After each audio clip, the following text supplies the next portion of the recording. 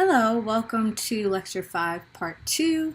This is the breakdown of practical guidelines with video and supplemental resources. It's kind of challenging to put in to one small package the resources and information for grading, in particular to elementary school settings. So what I decided to do was to do a general article to start us in this conversation and then look at those examples within the setting of elementary school classrooms and then provide you with additional resources that should help.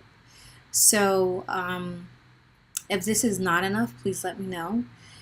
Just like in previous classes, once we talk about something, I'd like to give examples of what is being discussed. So with this particular week, we will look at examples of formative and particularly formative assessments and then suggestions that people have had, actual elementary teachers from different states. And hopefully those examples will provide you with some useful tips to add to what you're already doing.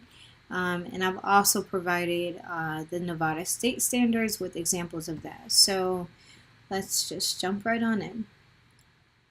Oh yes, and remember, after each video break, you actually have to watch the video because of the fact that I know that there was an echo and I didn't want to continue having the echo. So just keep in mind that once the video stops, just go straight to the video link, and then the next thing you have to do is just click to the next page. That will then bring you to the next part of the video. So the videos are split that way on purpose so that you can get what you need without having the weird noise issues. So the first part, our lecture objectives, are to review this week's reading, which provides an overview of guidelines for best practices in grading. 2, explore examples of suggested practices seen in video. And then 3, ideally, because you are doing your final project, check-in 1, you should be reshaping your current teaching practices to better differentiate formative and summative assessments within the classroom. So remember previously we talked about the difference between the two and that it is a process that you should be using to reshape your teaching in order to ensure that students are learning what they need and then assessing what they've actually learned. Beyond assessment to best grading practices was a really great tool, I believe, for kind of summarizing everything all of us already know to a certain extent. So I'm going to bring over the article for that. This article was short but very detailed in all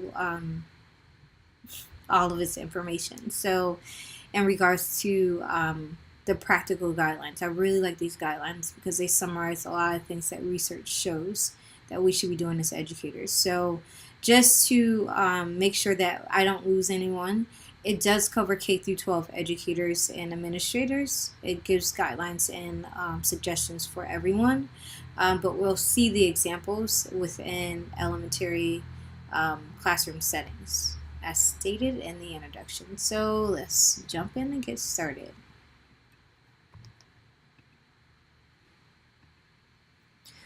Okay, so the learning objectives here,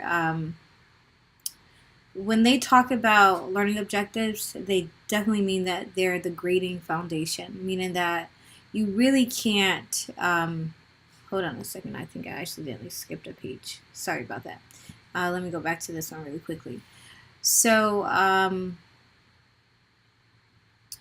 remember that one of the things I thought that was really interesting that they mentioned, an educator may be very knowledgeable and savvy regarding assessment procedures, but experience difficulty in translating assessments into appropriate grading practice, which means that you may be really good at creating the assignments and also knowing, the ins and out of your final assessments, but how that looks in the long run, far as how it looks from the end all the way down from the beginning can be a challenge.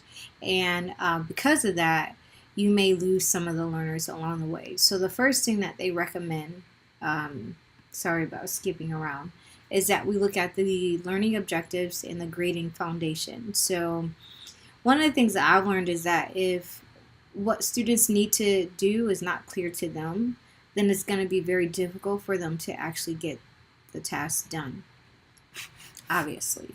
So, and I know I say obviously, but sometimes we forget that. It's like it makes sense in our heads. However, if it's not translated in a way that students can understand it, then they can't produce what you're looking for. So they say in general, learning standards are broad statements of essential knowledge, and learning objectives represent specific learning goals for students in a particular learning environment. Learning objectives must be directly related to the content, written in clear language that students can understand, and clearly measurable. So it means that if you are telling the student, I want you to identify all these letters, then they should know that they are matching, or how they're doing what, to show that they know the letters. Hope that makes sense.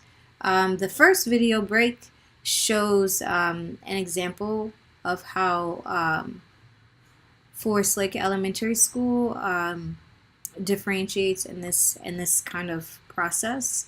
So we're going to stop here, and after the video, please move on to the next part of the lecture.